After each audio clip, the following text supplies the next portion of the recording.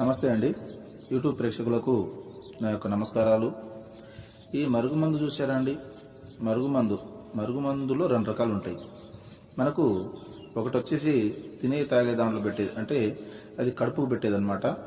అది మనం అన్నంలో, కూరలో, చికెన్లో, మటన్లో, జ్యూస్లో, స్వీట్లో, కూల్ డ్రింక్లో అది పెట్టచ్చు. అంటే తినే తాగే దాంట్లో పెట్టాలి. అది కడుపుకు పెట్టేది వస్తుంది. ఇక రెండోది మనకు బట్టలకు, చెప్పులకు, తలకు, వంటికి ఏదో ఒక భాగాన పూసే మరుగుమందు వస్తుంది అనమాట. అది లిక్విడ్ వస్తుంది.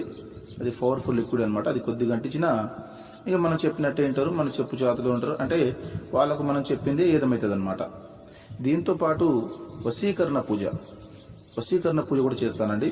చాలా సంవత్సరాల నుంచి చెడిపోయిన భార్యాభర్తలు కానీ, ప్రేమికులు కానీ, పిల్లలు కానీ, ఎవరైనా కానీ చాలా సంవత్సరాల నుంచి చెడిపోయిన వాళ్ళని పీర్ల ద్వారా, వాళ్ళ ఫోటోల ద్వారా నేను వశీకరణ పూజ చేస్తాను. వశీకరణ పూజ చేసి వాళ్ళని దగ్గర చేస్తాను.